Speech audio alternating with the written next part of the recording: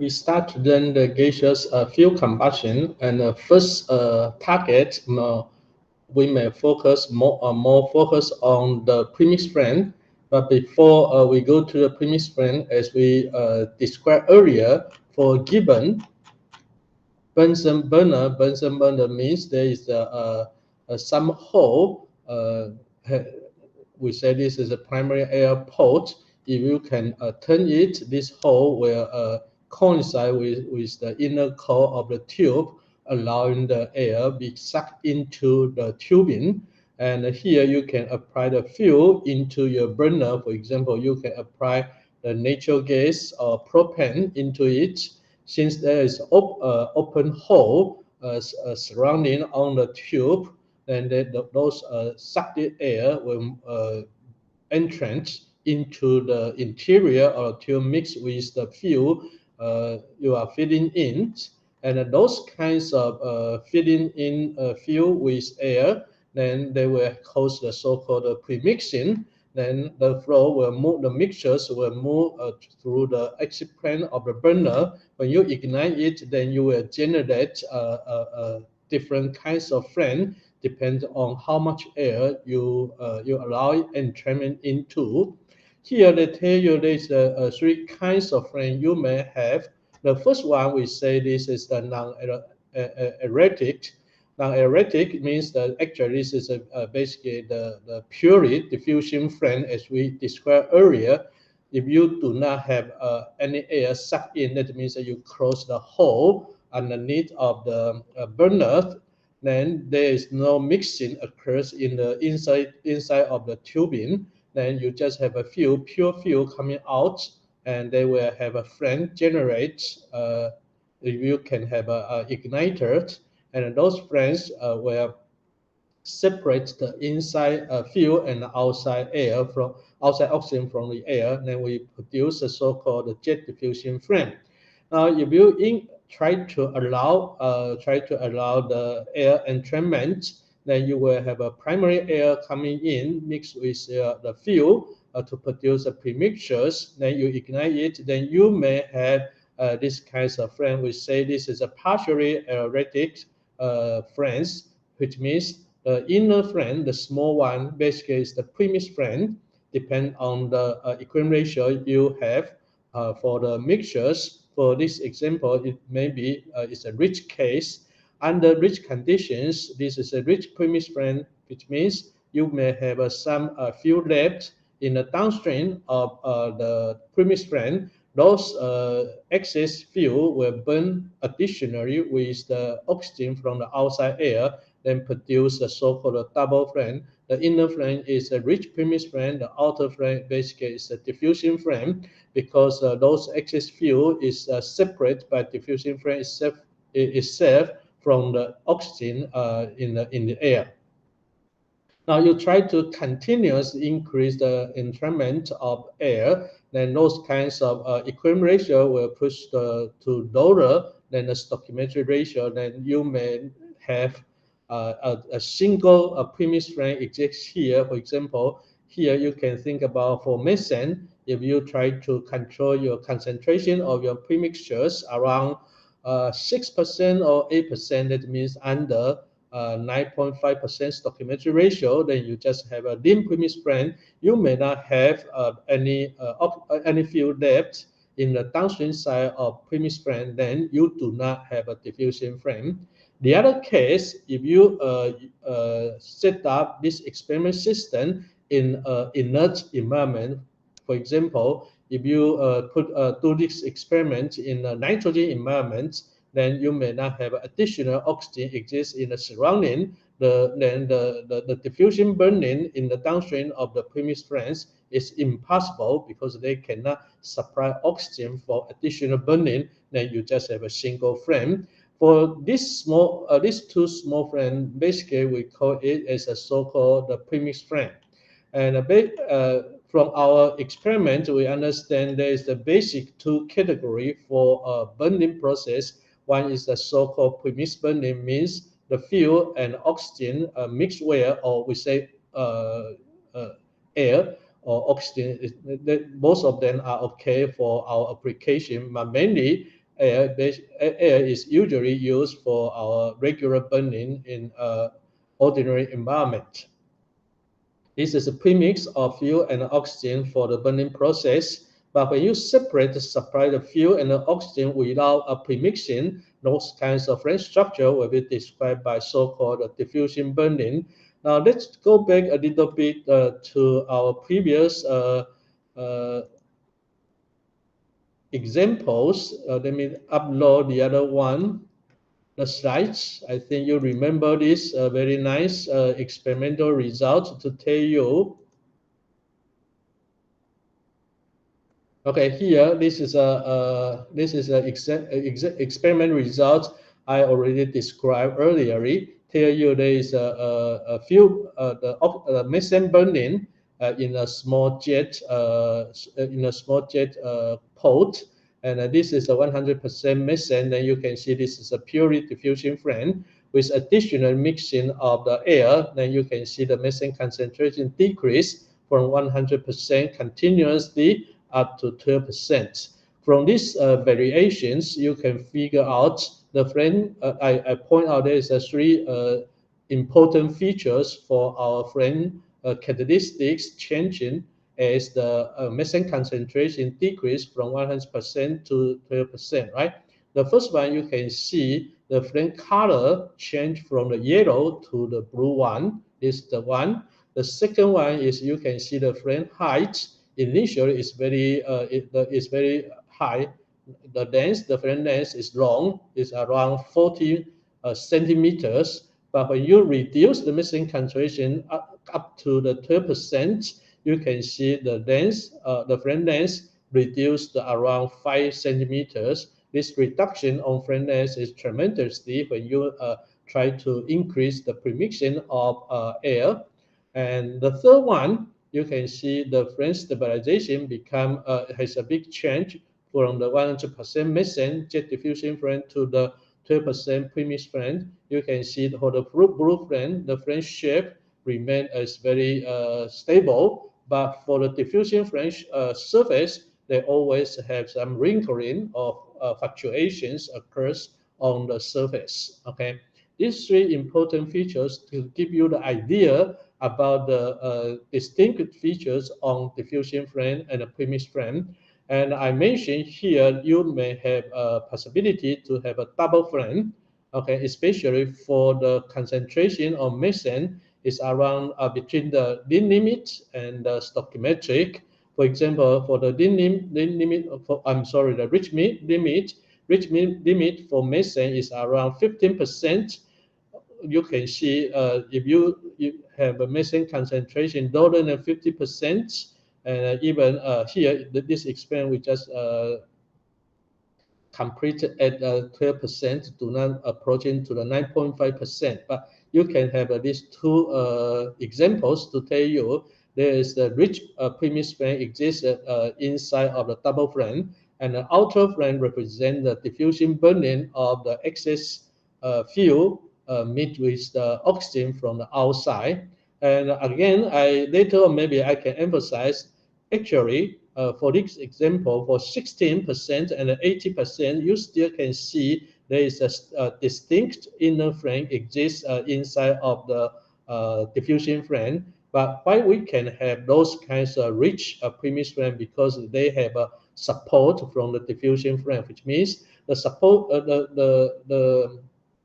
the existence for the flame, for example, for in this case, the rich premixed flame, basically, it should not occur because the mixing ratio is too rich, okay? But since we have a diffusion flame surrounded in outside regions, those kinds of thermal supports give the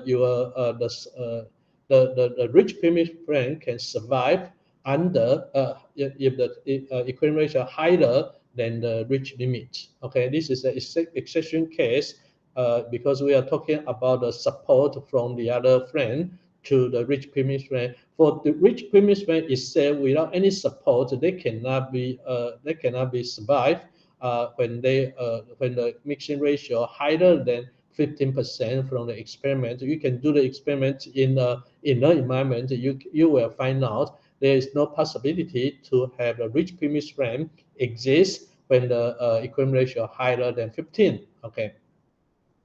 And if you try to reduce the concentration ratio more, then you can see that this is another experiment with a larger pot of the burner. Then you can see for the mixing concentration 13%, this is a rich one. It is clearly you can see there is a rich premixed friend with the diffusion friend in the outer region. And if you reduce the concentration continuously from the 13% continuous up to 9%, you can see when you decrease the concentration from 13% means you will reduce you try to reduce those concentration means you will move the mixing ratio from the rich condition to the stoichiometric condition, which means the bonding becomes stronger, right?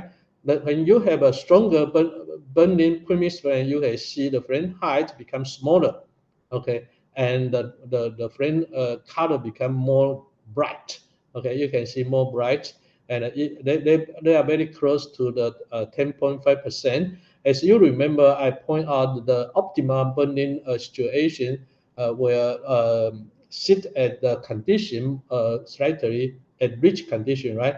For the frame temperature, you always have a maximum adiabatic frame temperature as the mixing ratio approaching a slightly rich case. And you can see, for example, for this experiment, 10.5% the frame height reached to the minima height. Okay, later on when you continuously reduce the methane concentration, the frame height increased continuously. When you go to the 9%, actually you cannot see the broad region of the diffusion frame, right? Which means the diffusion frame disappear. Why the diffusion frame disappear? Because you do not have an excess fuel left in the downstream of the premixed frame. Then you cannot have additional diffusion burning in the downstream of a premixture. Okay. Now this is a more clear pictures to show you the change of a frame length with the appearance of diffusion frame when you reduce your methane concentration from the rich condition to stoichiometric and go to the near case. Those kinds of variation tell you, or we try to bring here. This is just the concentration more closer to the mixing ratio, the ratio for the premixed frame. But when you bring those kinds of jet diffusion frame for burning the purely methane, you can see there is a big difference between these two categories, the premixed frame and the diffusion frame. Okay, now this is basically this is introductions for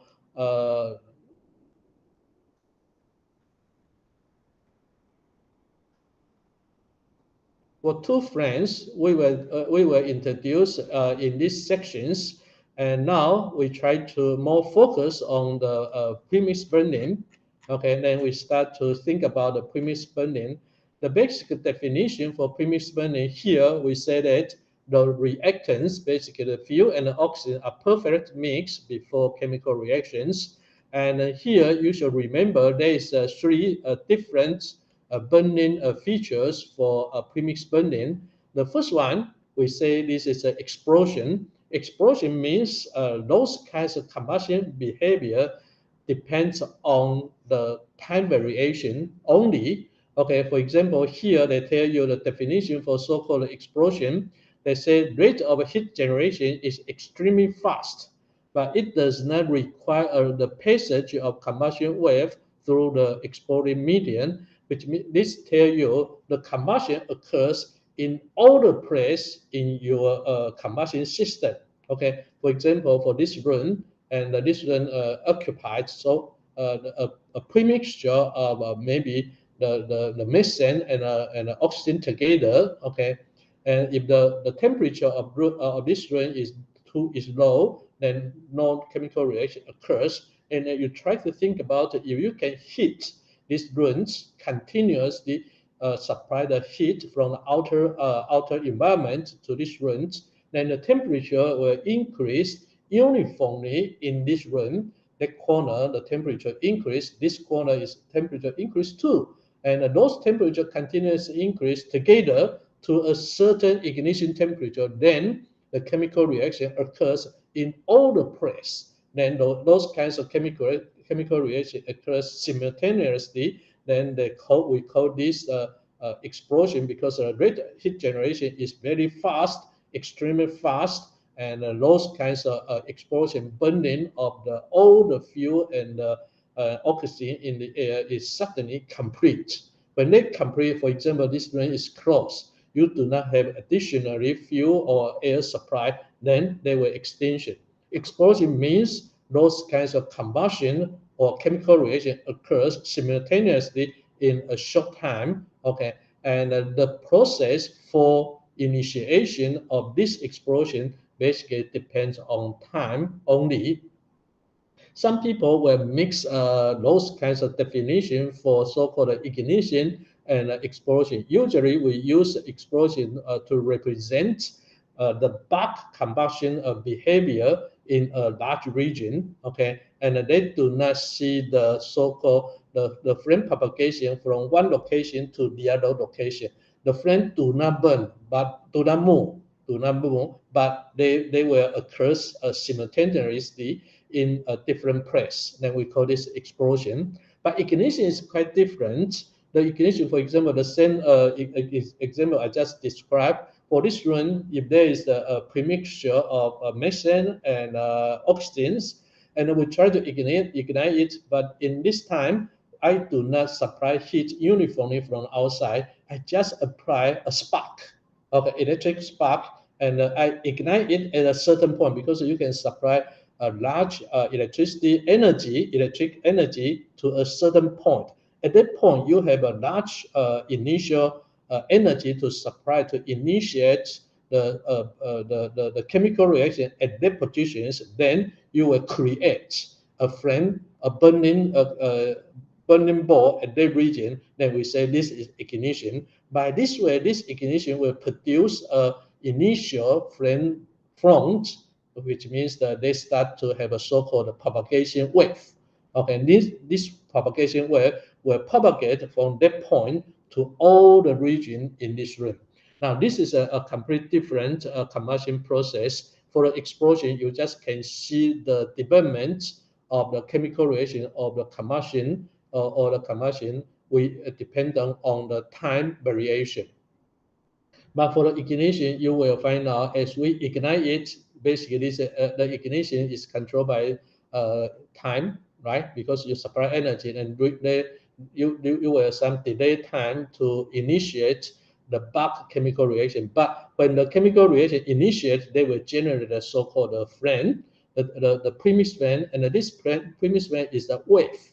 Wave means this wave can propagate from one position to all the position, to the corner, to the other side, and all the room, and this flame is propagate. Then we call this a so-called wave.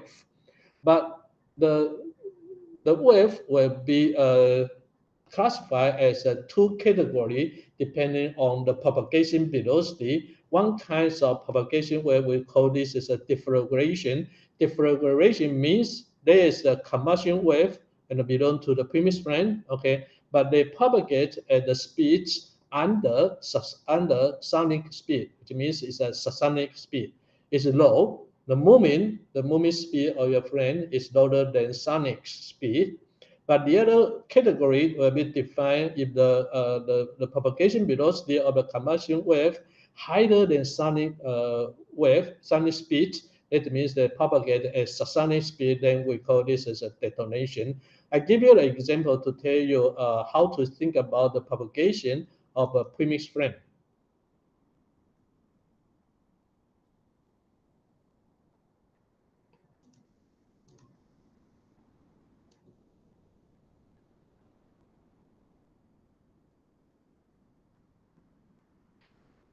Okay, this is a typical picture for a burning inside of the gasoline flame. Actually, they did this experiment by have some observation from the coach window on special design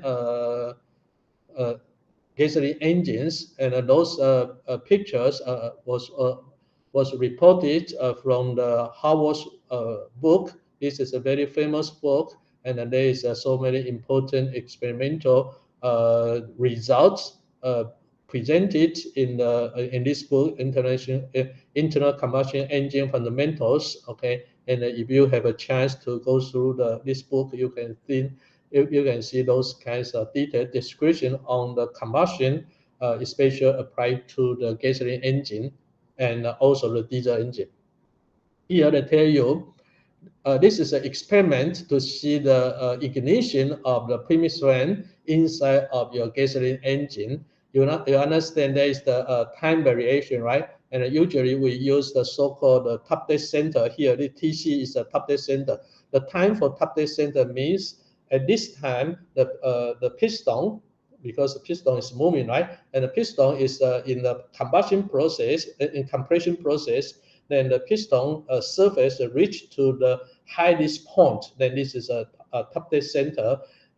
Before this piston push to the top dead center, actually the ignition occurs earlier, and those kinds of earlier time depends on the crank angle you have. Okay, this is a minus 30-degree crank angle. Then they reduce to minus 20 degree, then minus 10 degree, means that now your piston is closer from the minus 30 to minus 20, minus 10, and zero means they push to the top positions. And this kinds of movement tell you the inside of the cylinder, the premixed is under compression, has a pressure increase in this process.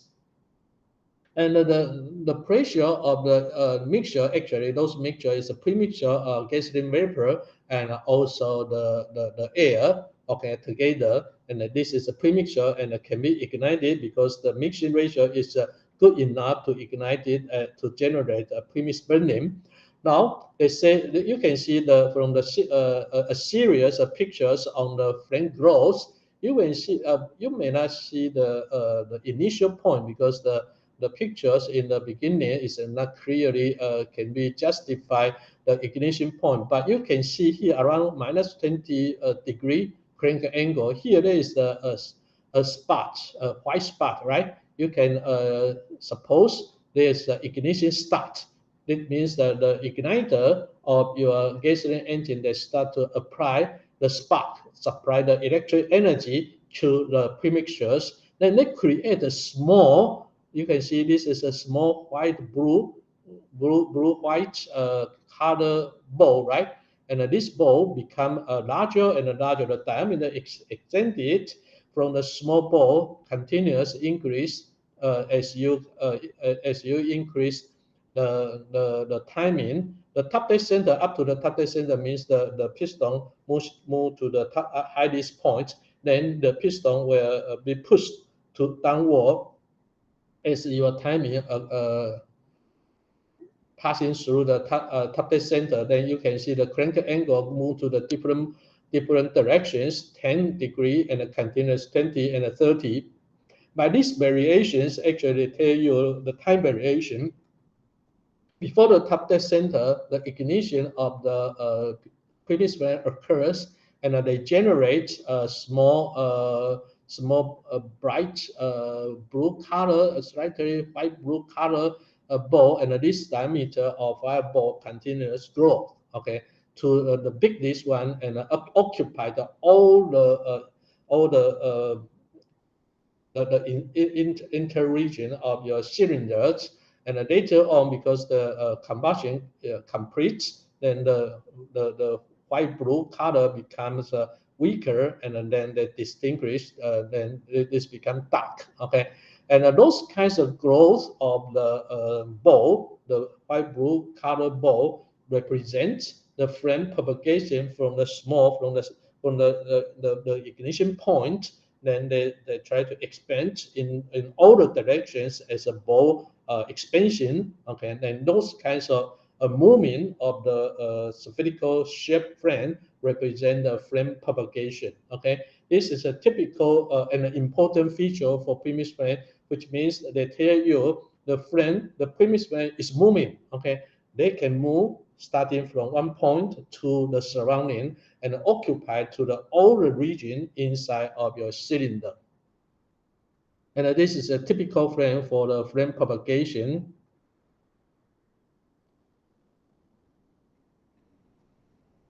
Now we go back.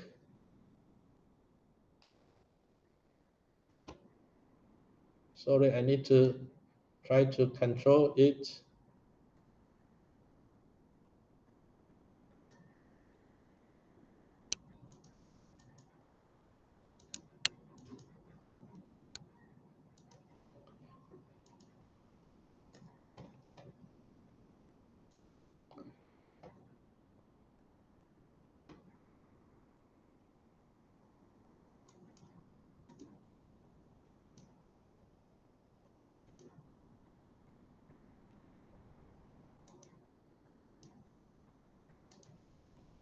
Sorry, I try to use the Google Meet smoothly because when I change the different materials, I need to upload and download, try to make it smooth. I'm sorry, a little bit delayed. But anyway, here I try to give you the three important categories for the premixed burning. One is the explosion. Basically, you can describe it based on time variation, and the burning is very strong and not actually is not depend on your productions. But deflagration, you will ignite a wave, and this combustion wave will propagate very fast. Not too. I'm sorry. It's very fast. It's very fast. But the velocity is still the speed is still lower than sound speed. But for detonation, we say the propagation is extreme fast.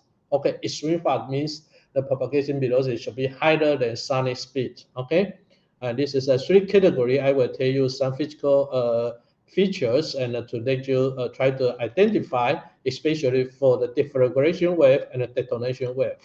And people try to think about how to find out the difference between these two different kinds of wave with the different propagation velocities, and they try to give some analysis on simple mass balance and energy balance and momentum balance between the far upstream and the far downstream without thinking about the detailed flame structures here.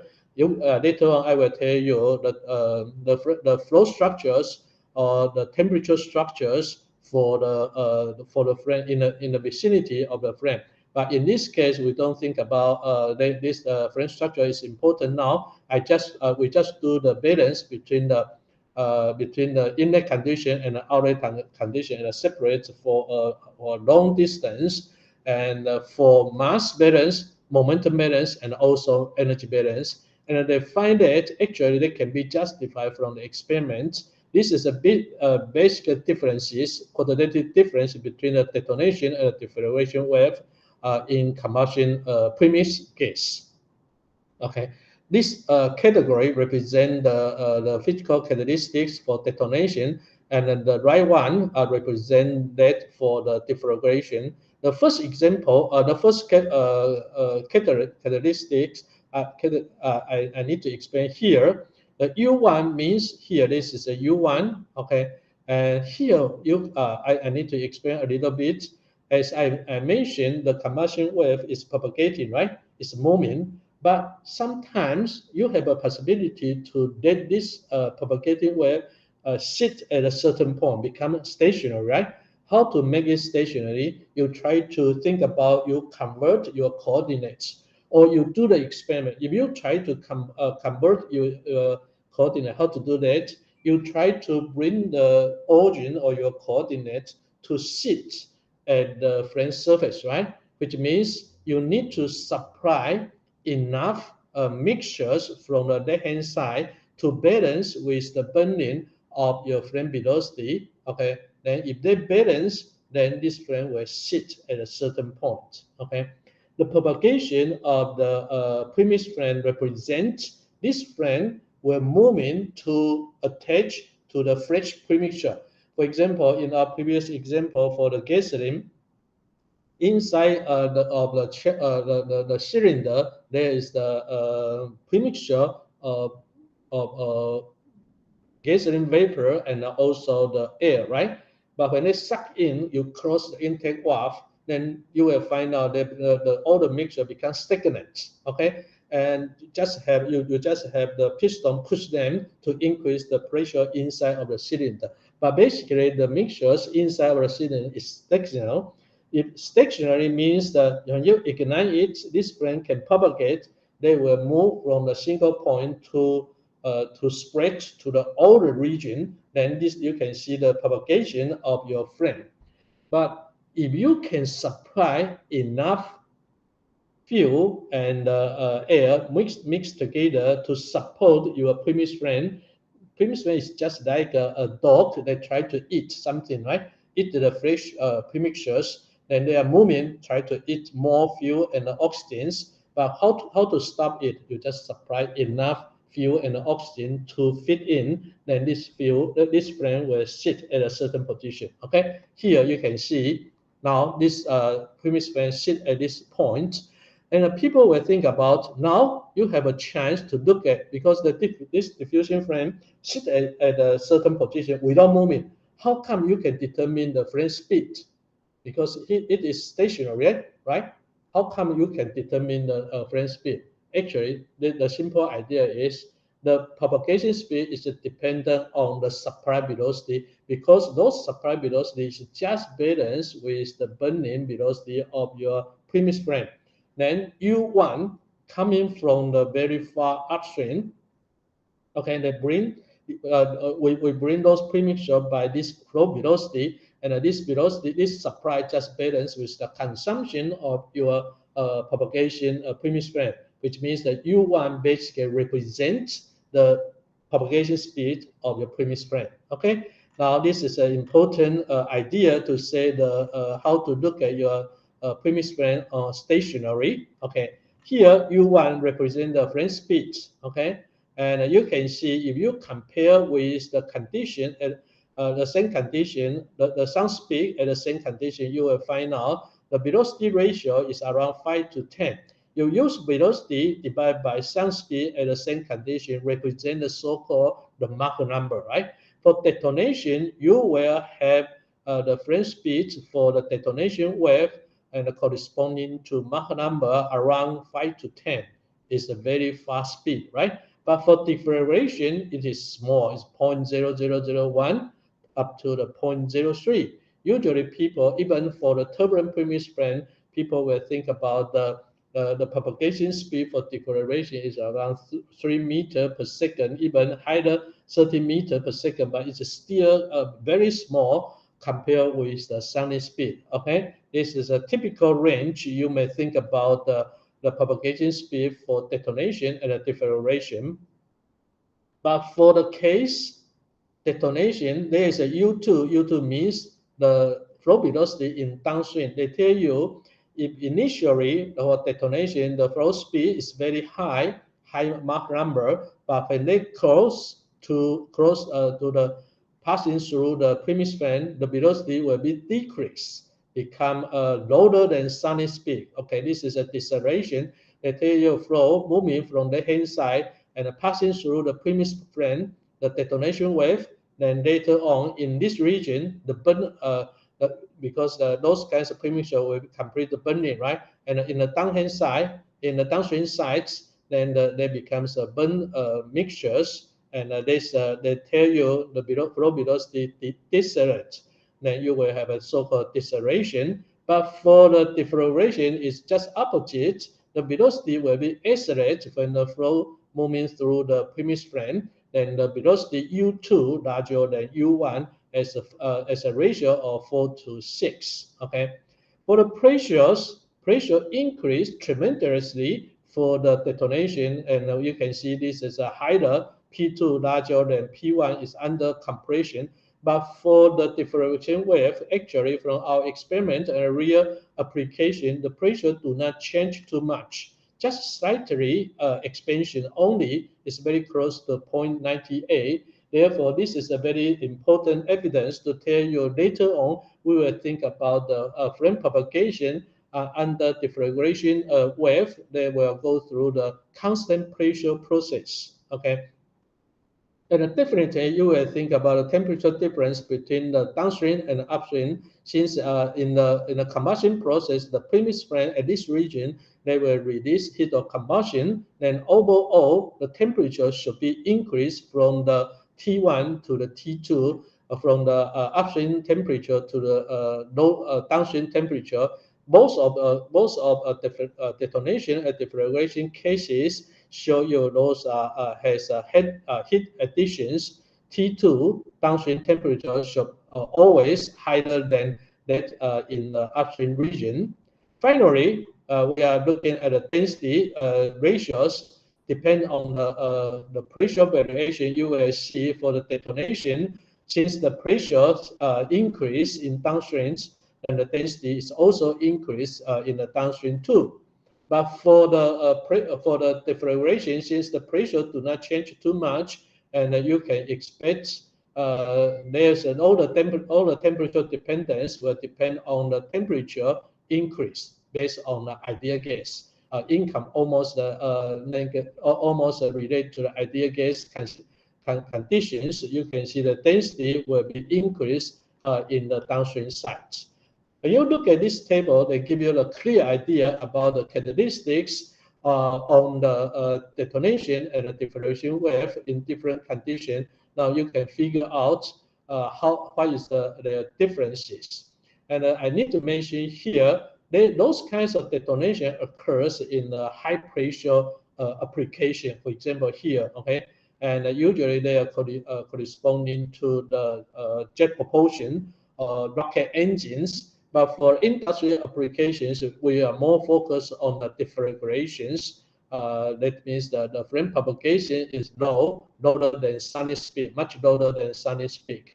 And you will figure out, I need to think more, I give you the more emphasis on that, those deflagration were used in industrial applications, usually under a constant pressure process.